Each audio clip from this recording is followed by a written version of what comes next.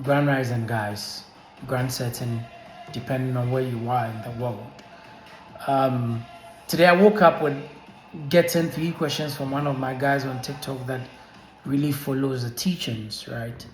And I decided that, okay, in order to answer your question, why don't I make a video for everybody? Because these are questions that I do get a lot, right? So at least if I make a video, everybody gets to benefit, right? It's there, right? So the first question is it possible to have had or have, or is it possible to open different chakra centers, right, in our body, right? We have 7 of them, basic 7 chakra centers, very biblical as well, right? In Revelations is the 7 seals. That's the first question. Is it possible? Because usually we teach it in an ascending order, right? You open from your root to your sacral up to your crown chakra. So that's the first question. The second question is the pastors that preach, teach, heal, prophesy, using the name of Jesus and the name of God and whatnot. Are they also awakened? Have they also gone through spiritual awakening as we teach, right? Or this side of the aisle teaches, right? Spiritual awakening. And so that is the second question, right? So that's the second question. And the third question has to do with belief systems. So the question is, can your belief system alter negative distortions in your auric or energetic field? Can your belief systems, right, alter negative distortions that is projected or already in your energetic field? And by the way, what we are referring to as energetic field at its very basic level is what people refer to as aura, right? Aura, but then it's bigger than just aura. There is more to it, right? So your energetic field. So these are the 3 questions. So let me tackle the first one, then we move to the next and the next, right? So the first one has to do with chakra systems, opening different chakra systems at different intervals, not really going through the ascended order. Now, what we need to understand about the chakra systems that's taught about in the occult, in esotericism, in tantric circles, right? Eastern esoteric circles. The chakra systems are like creeks of water, or they are like swells of water, right? So they are like, so you can look at it. An avatar, the animation avatar, right?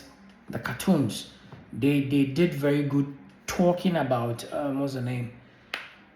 The chakra system. So you can watch that to get a very better pictorial understanding of what I'm saying. So like pools of energy, right? Pools of energy. So they sit at various part of the body. They are just basically glands, right? Glands that are, at these various part of the body. So they're just pools of water that are swelling, right?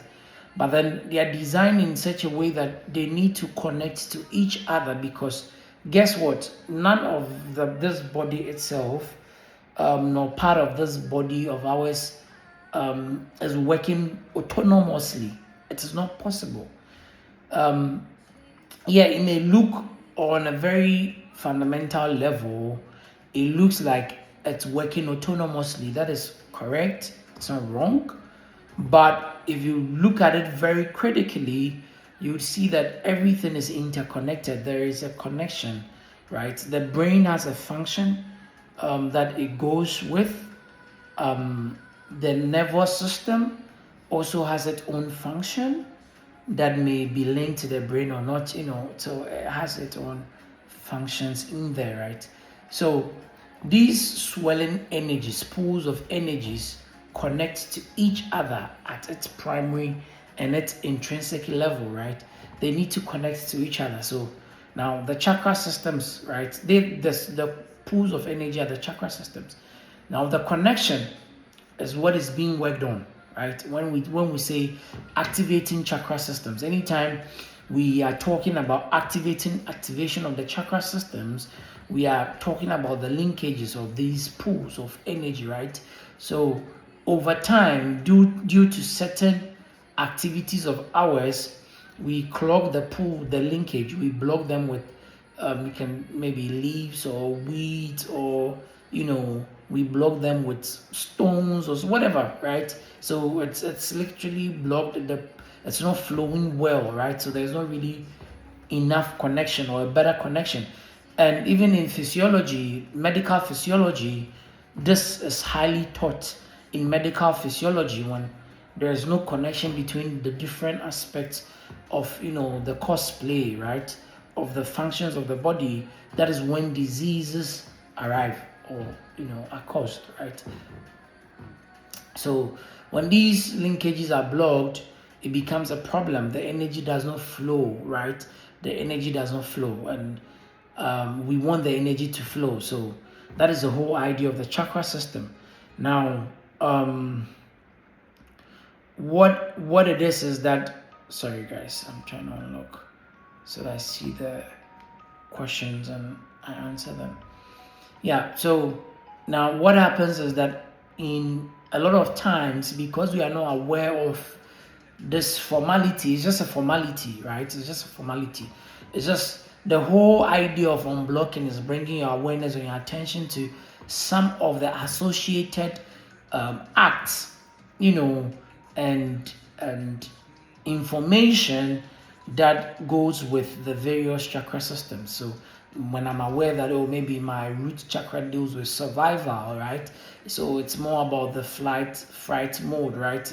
It deals with insecurity. You see what I'm saying? So the moment I deal with insecurity, I know that my root chakra is unblocked. Basically, that is the ideology, right? So that is like more or less like a psychological correspondence of what the chakra system is. So, right? So yeah, so and a lot of times in a lot of cultures, in a lot of societies, you get to see people with different chakra systems. Since this is just a concept, right? You see various people with different chakra systems being opened or functioning without really going through necessarily all the ascension order.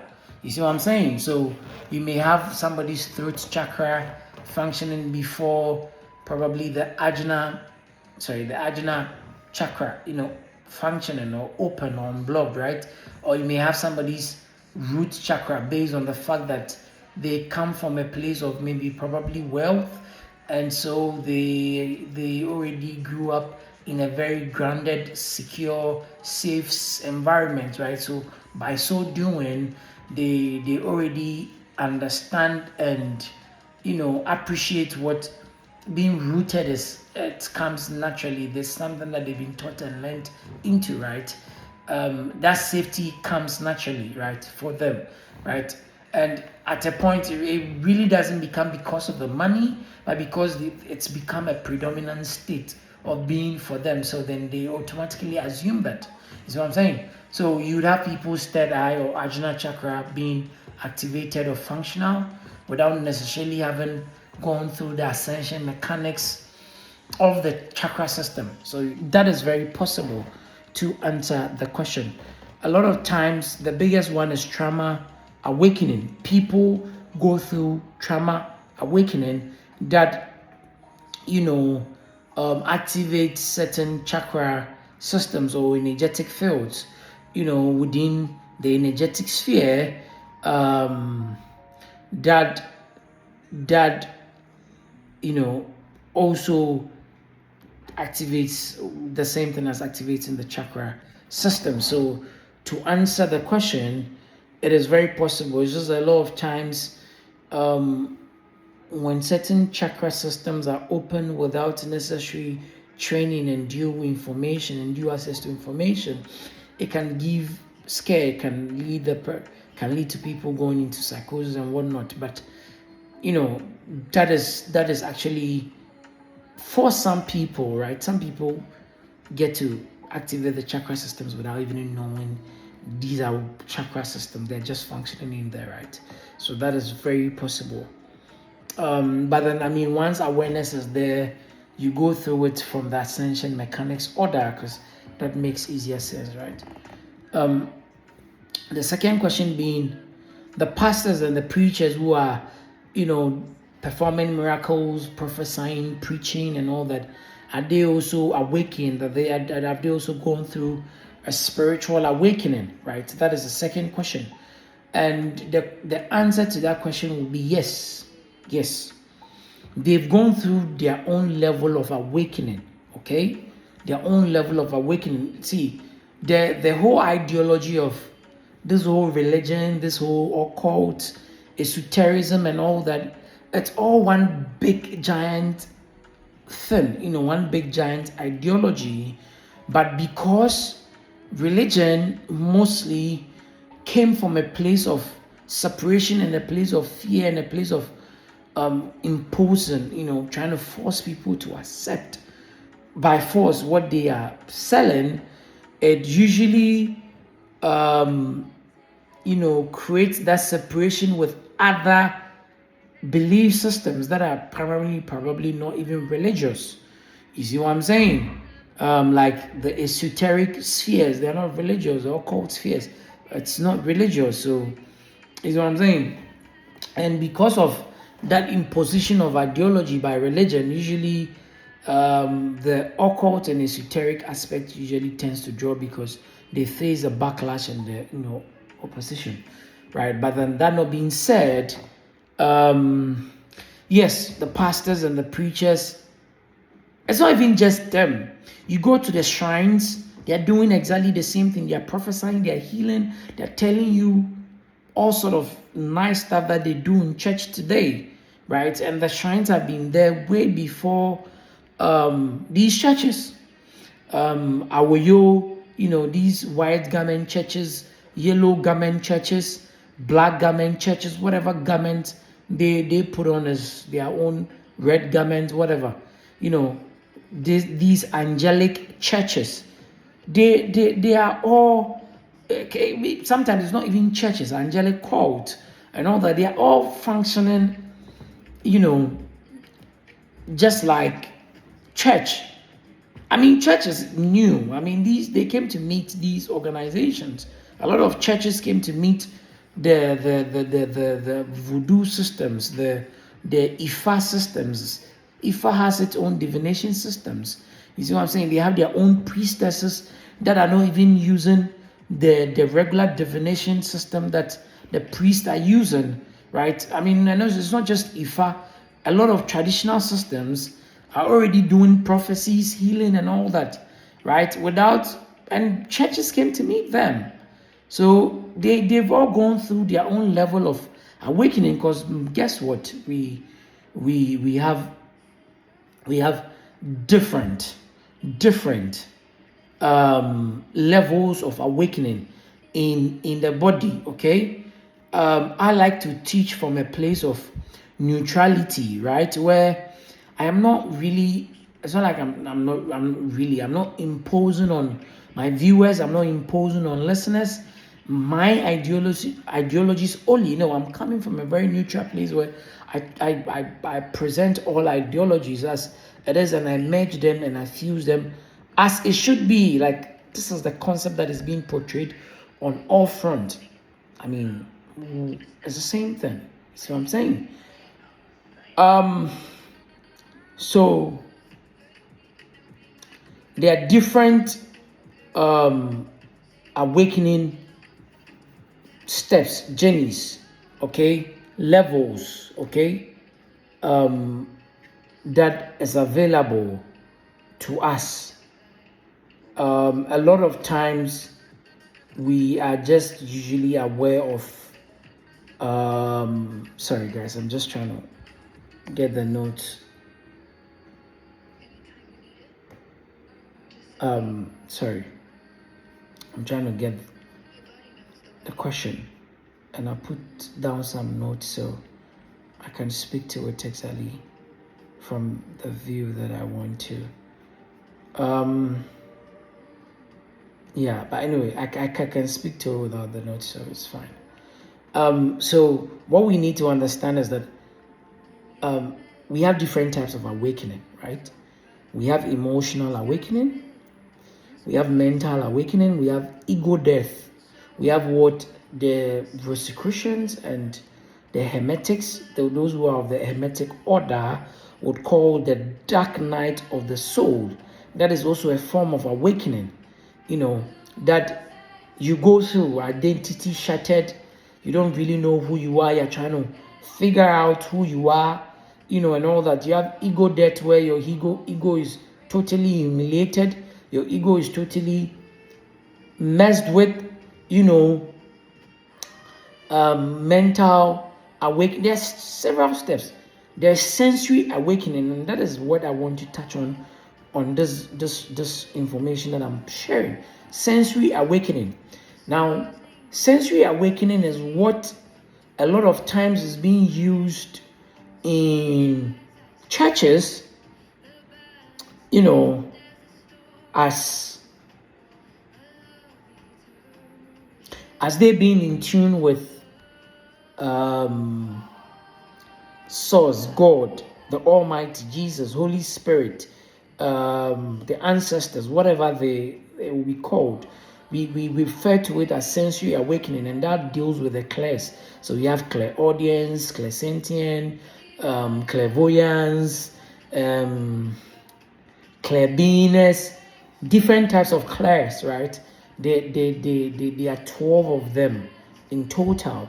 So some of them deals with visions, some of them deals with clairaudience, deals with hearing, extrasensory information, extraterrestrial information, and when I talk about extraterrestrial, angelic forces are all combined. I mean, spiritual forces are all combined in this context.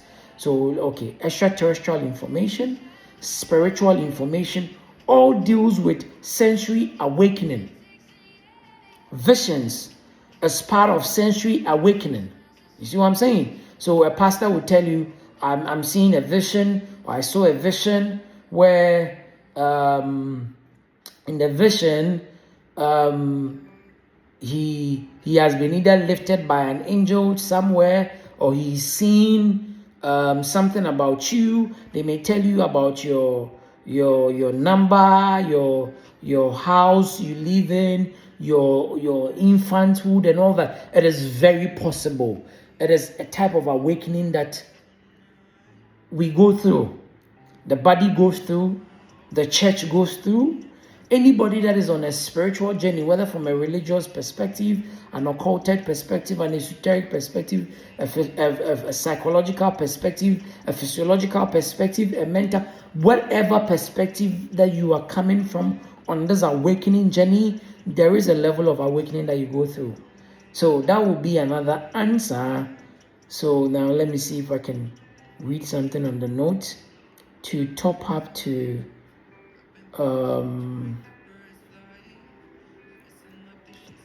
what I've just said. Right, but you get the information, right? So there's different levels of awakening that is available. Clairaudience, a pastor or a priest who can tell you, anybody at all. It's not just a pastor, a priest. Even myself, I have my own ways or forms of awakening that I have been through. So I have certain gifts and certain abilities that I exhibit, I use in my own certain ways. The people that are close to me, know this, right? I have people around me that also exhibit certain characteristics of, certain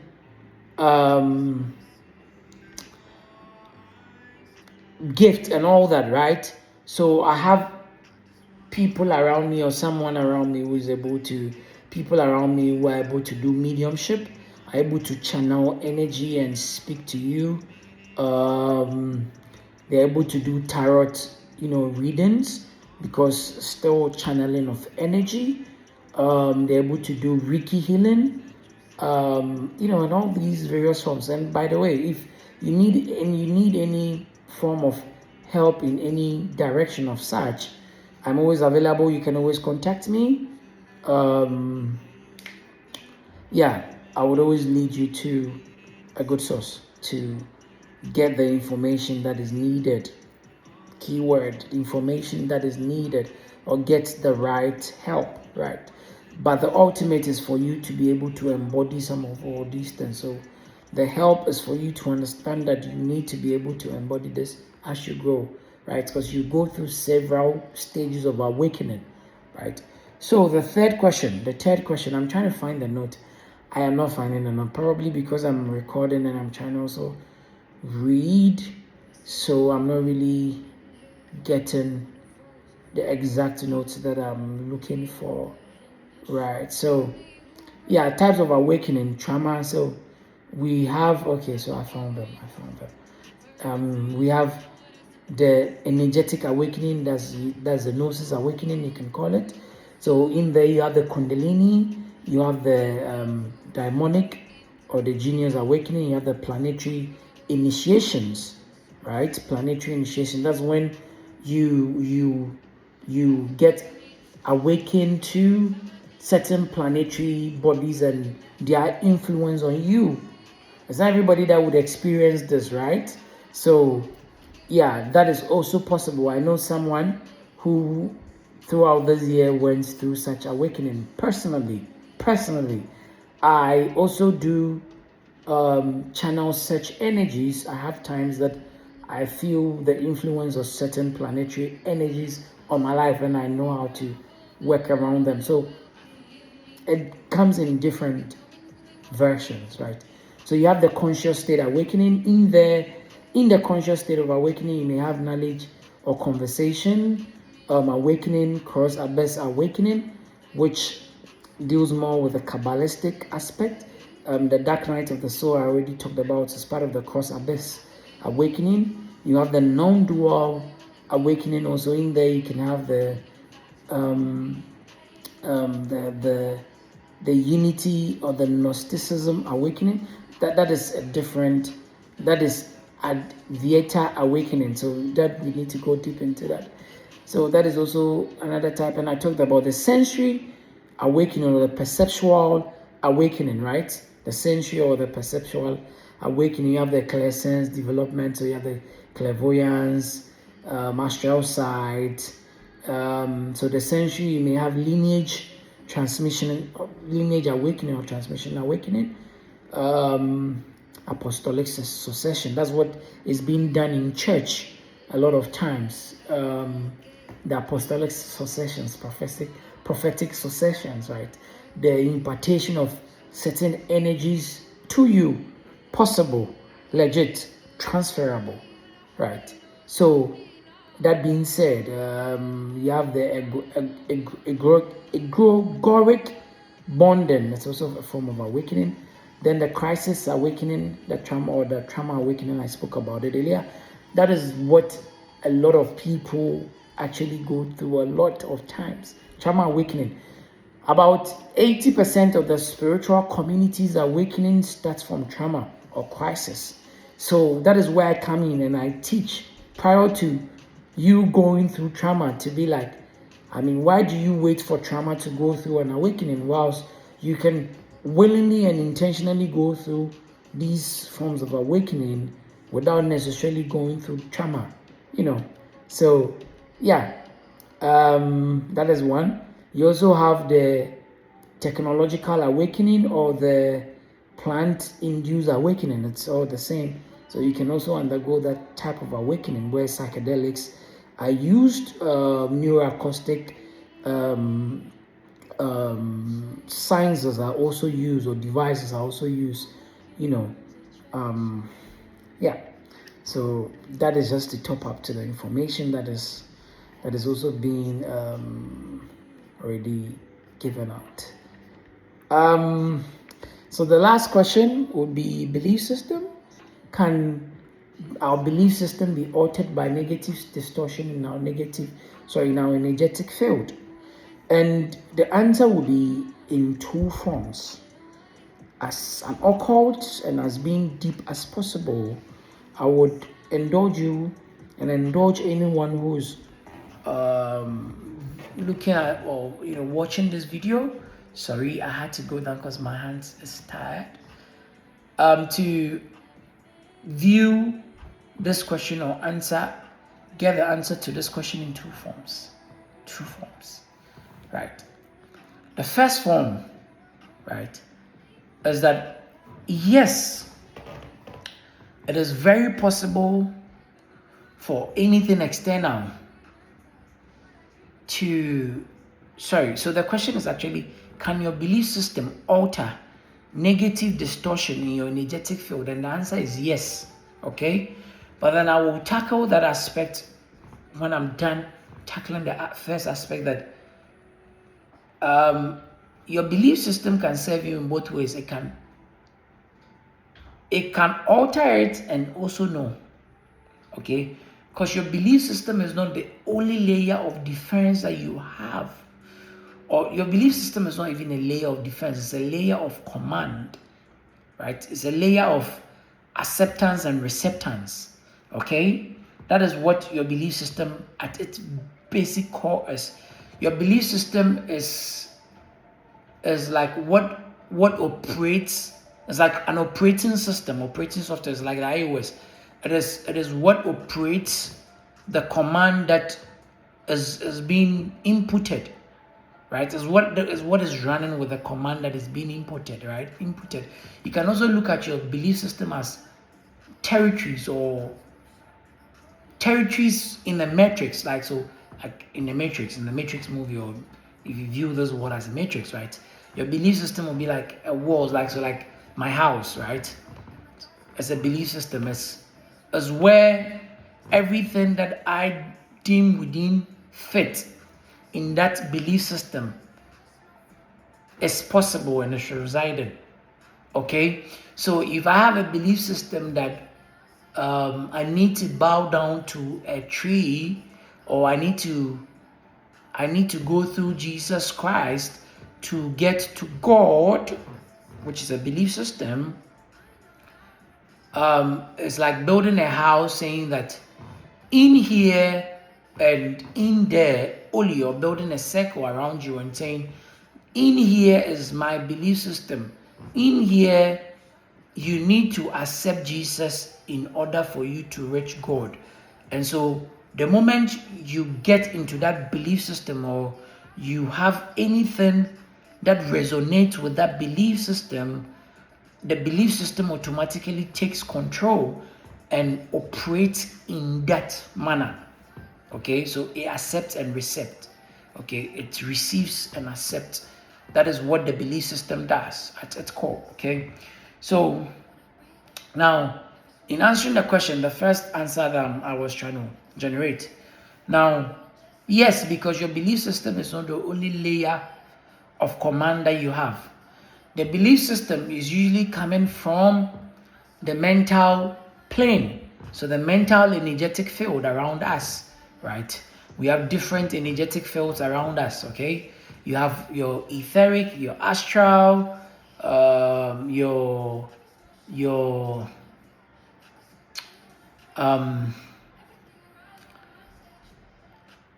other frequencies. I don't want to mention the names, but then you have other energetic fields around you. You have your D6, you have your D12 frequencies around you. That is a Christos avatar frequency or energetic field around you. You have your D5, D6, D7 energetic fields around you. There are up to 13 energetic fields that are, some will say 13, some will say 15. Some would initially say 7 because of the 7 chakra systems. They create various energetic fields also around you, right? So yeah, so we have different energetic fields around you, and this has been measured. It's measured. Science knows that around us is a projected electromagnetic field around us, right? That is what we are calling energetic field, and I'm saying that at its very core of it, we call it the aura. Okay, now mental. Belief systems are mental, right? So they form part of the core aspect of your mental body. Okay, so each energetic field is a body. You can view it that way. Each energetic field is a body, right? So they form part of your mental body, okay, or your mental energetic field. Although your mental energetic field has cross relationship and cross access to a lot of other aspects of your energetic field, it does not control all of it, okay? Mind you, the mental energetic plane has primary function to you as a being. That is number one. Number two, it does have cross functionality to other energetic fields around you, but it does not control all of it nor have access to all of it. At higher dimensions and higher frequency, your mind plays useless. You don't even utilize your mind. Communication is, you don't utilize your mind in the sense that you realize your thoughts are not yours. Your thoughts are being generated based on your energetic frequency that you are on. So if I am on a frequency of abundance and money and joy, that is a thought I will generate. Basic science, right? Basic science, right?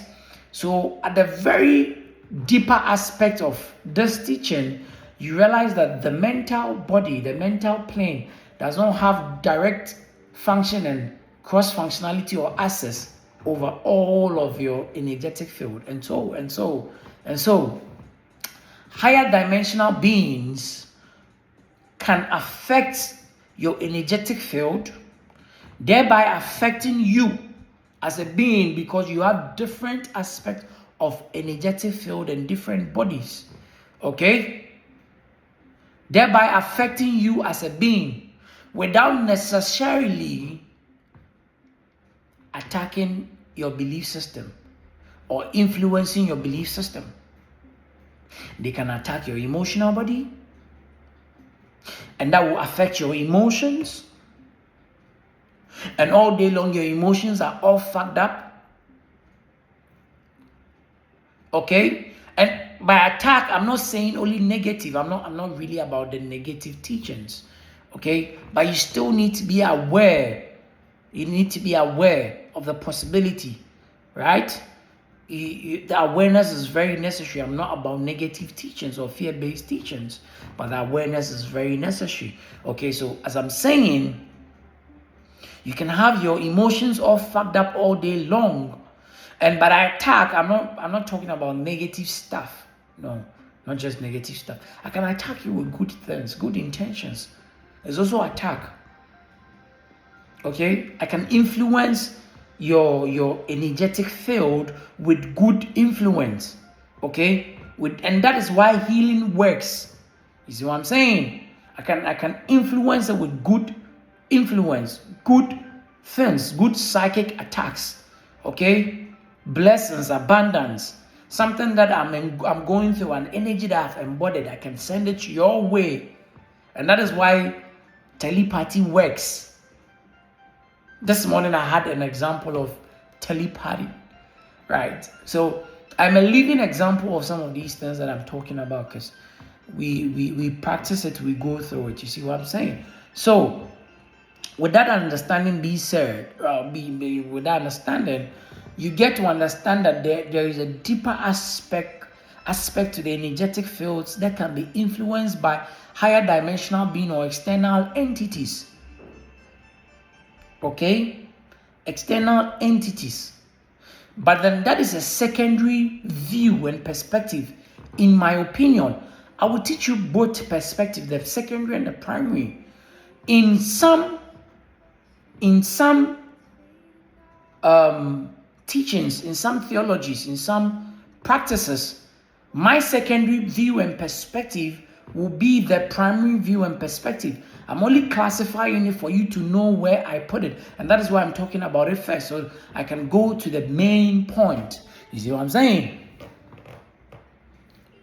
If care is not taken, this kind of teaching generates, fear-based vibes, which then affect your belief system, right? So you need to really understand what is being said in order for you to understand what you really practicing and absorbing. You see what I'm saying? So that is one. So yes, it's possible for an external being, external energy, whatever, external human being to affect you without really affecting your belief system, or without your belief system altering it or doing nothing about it. The second one is yes, your belief system is always available to alter it depending on how you integrate, or you have integrated your belief system in its functionality. Okay, so now your belief system is more created from your thoughts. Okay, the conscious thoughts that you are choosing, that is what creates your reality, right? Now thoughts create emotions, emotions then leads to actions. Okay, then actions would then lead to result. Now, if we want to insert belief systems in here, you realize that the belief systems are foundationally, they are the primary, okay? They are the primary. And even at its core, the definition of the belief system is what is primary. So the definition of the belief system is primary.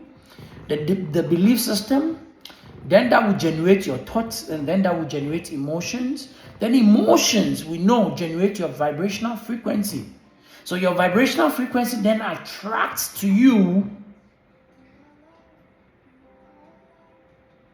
all the possibilities. So whatever your vibrational frequency that you're attracting or you're generating, that is what would determine the attraction that is coming to you. You see, and this aligns with my teaching, what I teach and what I practice.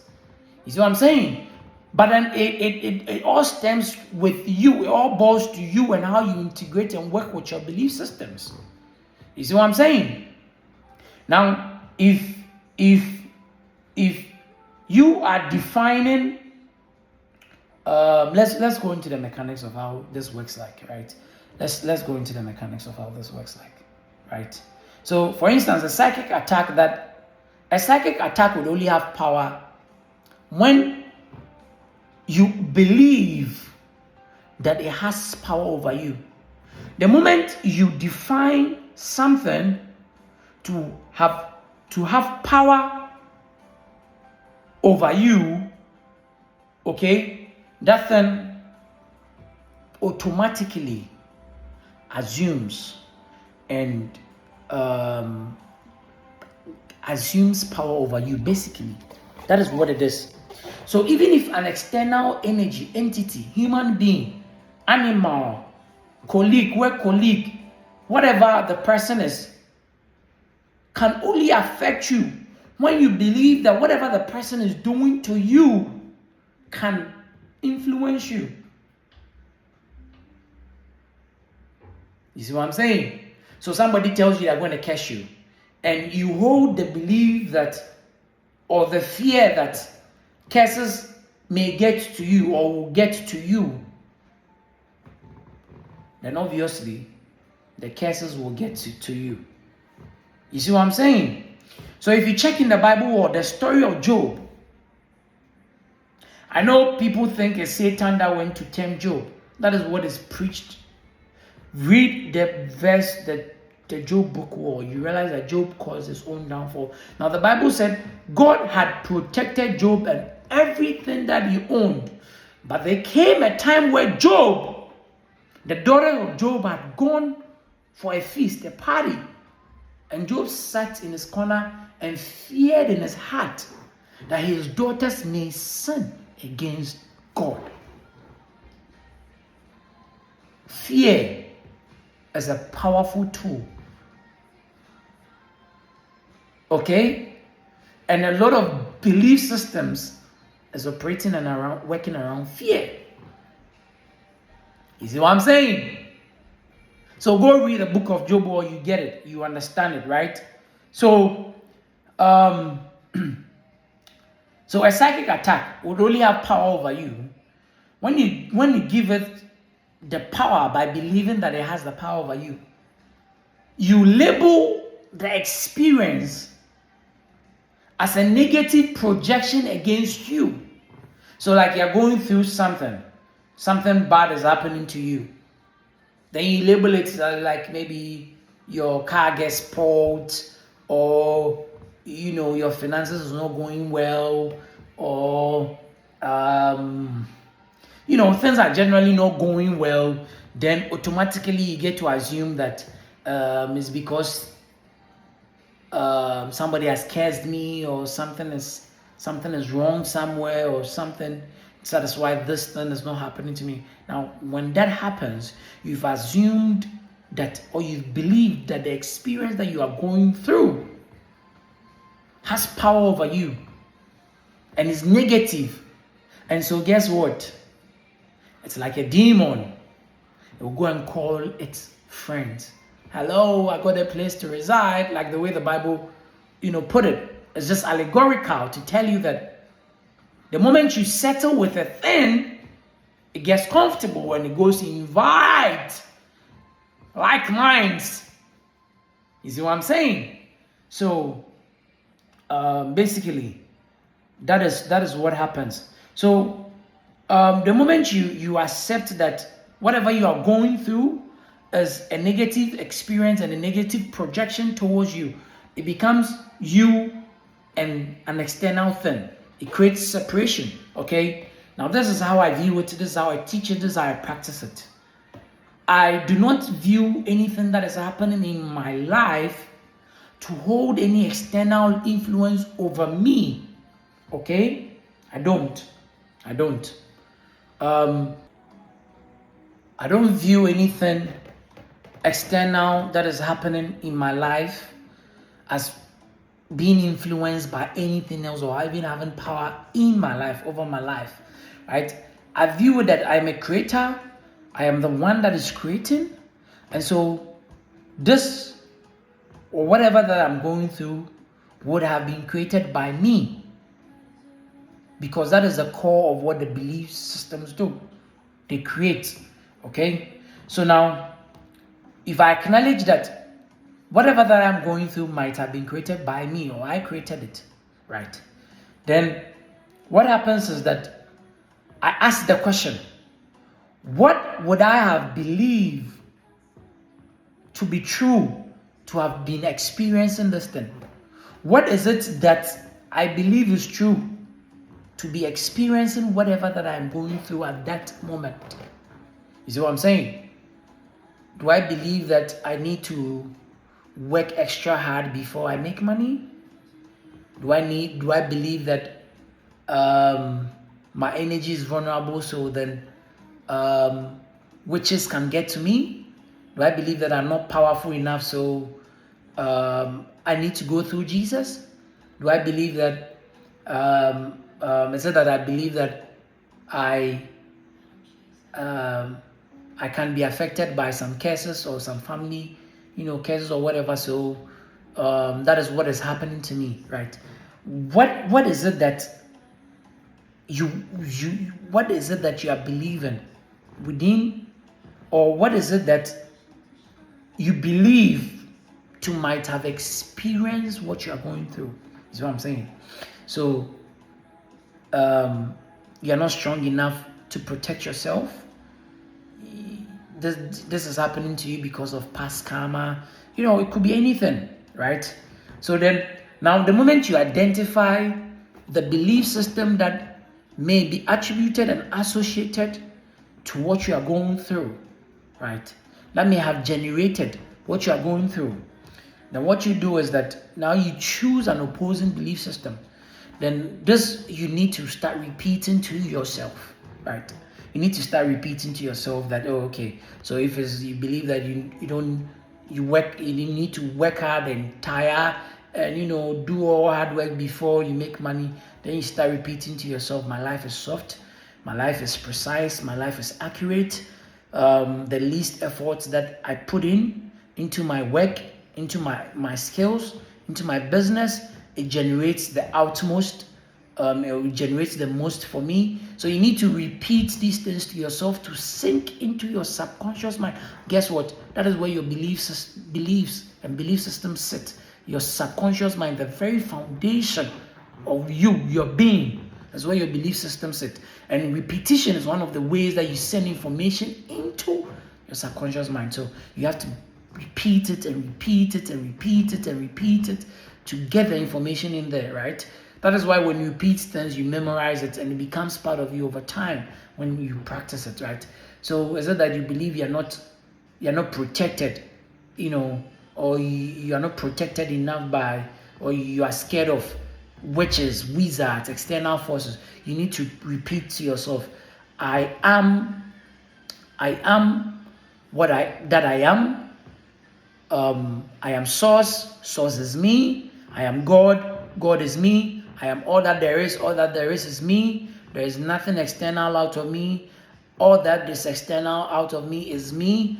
It is just me and my mind having an experience of this reality. I am divinely protected because I am that I am. I am light, and so I attract light. I operate on a vibration where no dark forces, entities, whatever it is, you repeat, opposing beliefs to what you've identified, okay? Then you embody them. You feel it, you live it. So now you repeating to yourself that you don't need to work hard to, sweat and do so many things to just get a penny. But then you start repeating to yourself, your effort is precise and accurate. Your effort is precise and accurate. Your work or anything, any effort you put in your business generates exponentially. So you get to walk that way. You get to see things that way. You get to start appreciating and praising and appreciating things that way, right? Then your subconscious mind will start operating also that way, okay? You can also use rituals. Rituals is also an aspect that can be used, right? Rituals also can be used. But what you need to understand is that rituals are permission slips. The ritual is not supposed to project anything outside of you, okay? The ritual is a tool. A permission slip is a tool that is helping you to assume a belief system of a vibration, okay? So for instance, I do a ritual of protection, okay, or a sigil. I draw a sigil for protection. I put my intent in there, I use it for my ritual or whatever. That symbol or that ritual is just supposed to be a symbol to bypass your subconscious mind, send information into your subconscious mind to assume a state. So if it's protection, if it's money, if it's a ritual for good luck or whatever, to assume that state. Okay? That is what a ritual is supposed to be for. Praying is a ritual. Rosary is a ritual. Tasbih is a ritual. So it's not only the occult people who go and use crystals or, wear rings or talisman or some sigils or use some herbs or putting together some 1 or 2. No. Everybody is practicing ritual. Ritual is something you do on a consistent basis, but the mechanics, I like to teach about mechanics. The mechanics of the ritual is to bypass your subconscious mind and your conscious mind and send information in there to your subconscious mind to enable you to assume that position or that state, that vibration that you are trying to conjure or attract or whatever that you call it. Guys, thank you so much for listening today. The summary of the teaching is that know the map, know your spiritual map, the school or theology that you are going, school of thought or theology that you are going with, and work with it. I use a combination, right? Seek balance in all things and consider guidance from, people that practice and know, right? That is how we grow, we learn, right? Cheers.